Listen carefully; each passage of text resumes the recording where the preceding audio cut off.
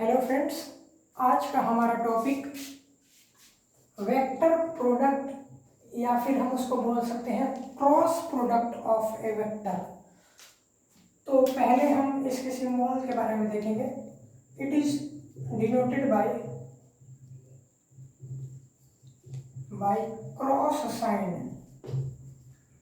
तो यहाँ पर मैं ये बोलूँगा कि ए क्रॉस बी जो होता है, इसका जो फॉर्मूला होता है वो A B sine angle between A and B into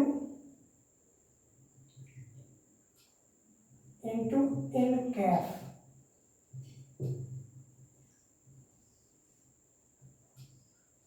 तो यहाँ पे ए क्रॉस बी जो होता है, ए का mod into B into sine theta into N cap. N cap जो है यहाँ पर एक डायरेक्शन है।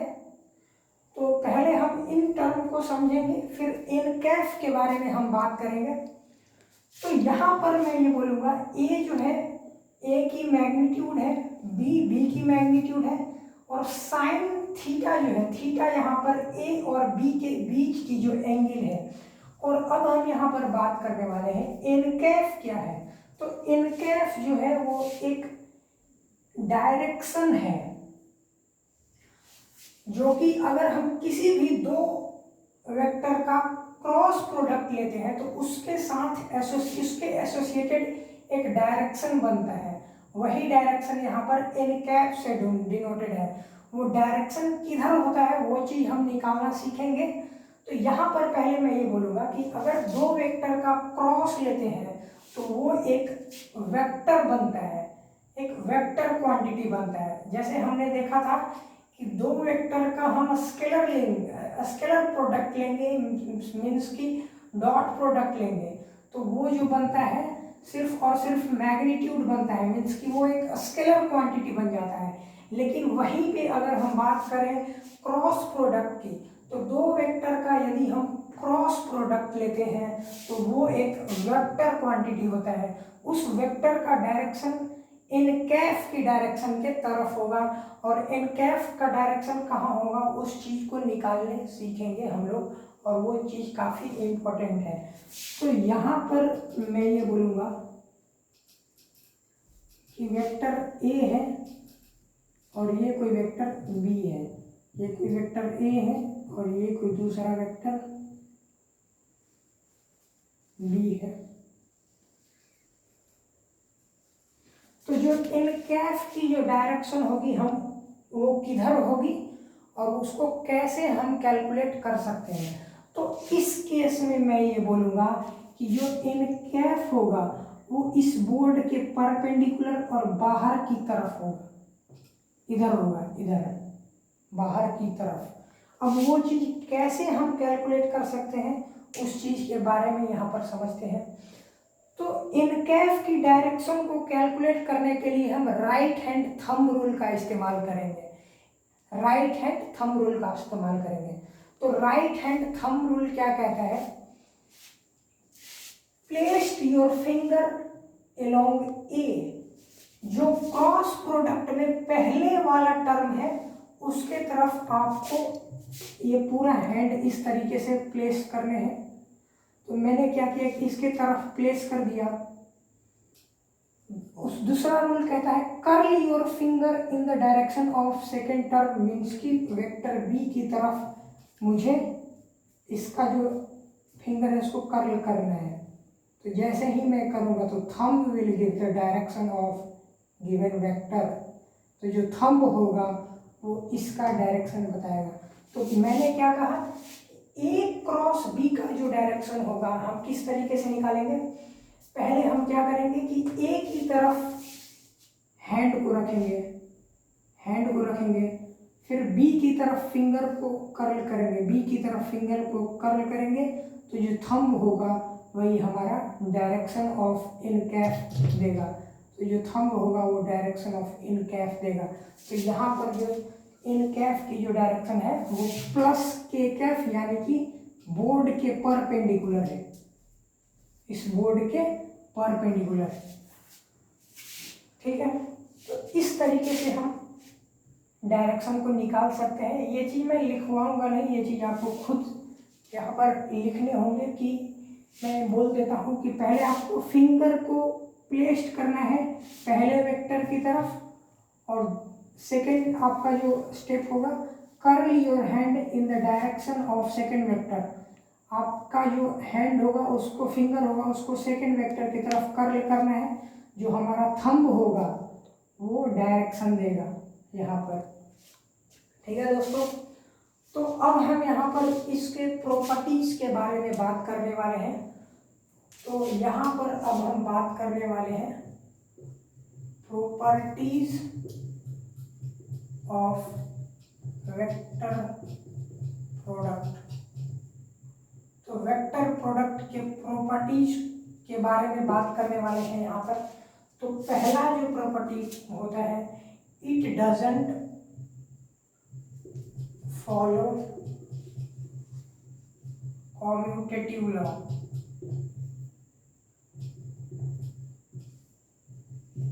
ये कॉम्यूटेटिव लॉ को फॉलो नहीं करता। मीन्स कि हम ए क्रॉस बी को बी क्रॉस ए नहीं लिख सकते हैं। दूसरा जो प्रॉपर्टी होगा, इट फॉलो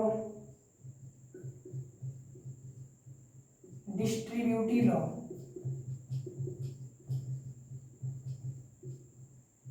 ये जो है डिस्ट्रीब्यूटिव लॉ को फॉलो करता है। मीन्स कि ए क्रॉस बी प्लस सी को हम इस तरीके से लिख सकते हैं,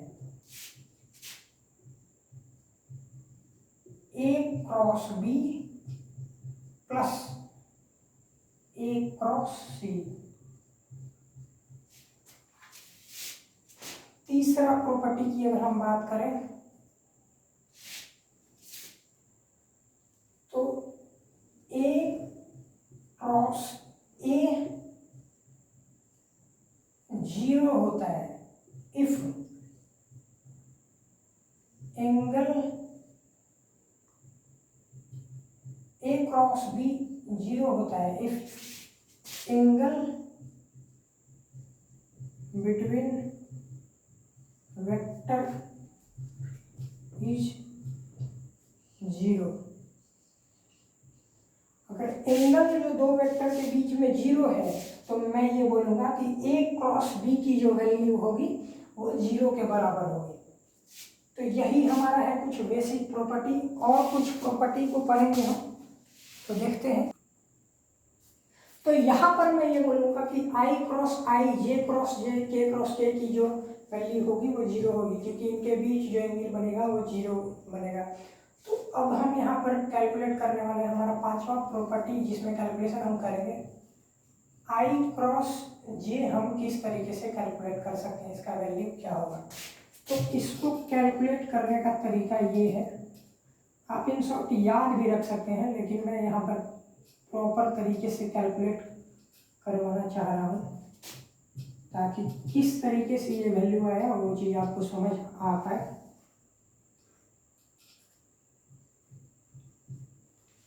तो यहाँ पर मैं ये बोलूँगा हमें निकालने हैं आई क्रॉस जे। तो रूल क्या कहता है, place your finger in the direction of first vector. तो मैंने इसके तरफ फिंगर को प्लेस किया। Curl your finger in the direction of second vector. Second vector की तरफ मैंने फिंगर को कर्ल किया, तो ये जो थंब होगा, thumb will give the direction of vector in कैफ की जो डायरेक्शन देगी वो थंब देगी। तो यहाँ पर पहले मैंने क्या किया, placed your finger in the direction of first vector, curl your finger in the direction of second vector, thumb will give the direction of in कैफ। तो यहाँ पर जो थंब होगा वो डायरेक्शन देगा वो इन कैफ का। तो इसका तो मैग्नीट्यूड 1 होगा, इसका भी मैग्नीट्यूड, और इन कैफ की जो डायरेक्शन होगी प्लस के होगी, क्योंकि बाहर जो हमारा है ये जो वेक्टर है वो बाहर की तरफ है और ये अंगूठा भी किधर गया, बाहर। तो इसलिए ये सिर्फ के कैफ होगा। अब दूसरी की हम बात करें तो j इंटू के की बात कर लेते हैं। तो j इधर है, j मैंने इधर रखा और k बाहर है, j k, तो ये इधर गया x एक्सिस की तरफ, तो यहाँ पर i कैप हो जाएगा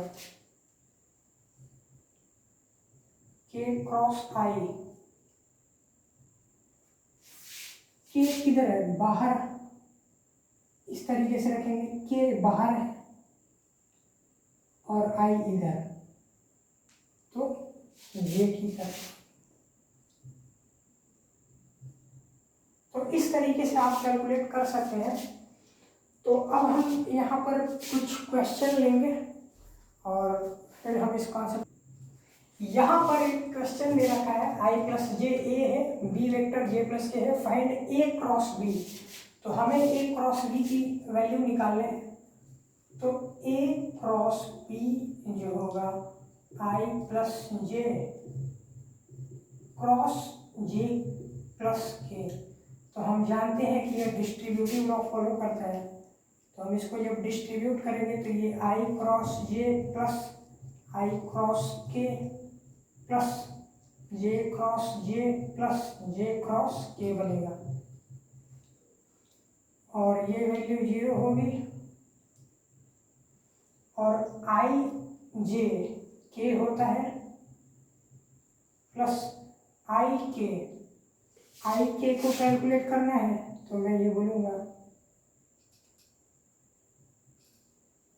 इस तरीके से फिगर बनाएंगे, इधर i इधर k means minus j j k क्या होता है i, ये हमारा आंसर होगा। थैंक यू दोस्तों।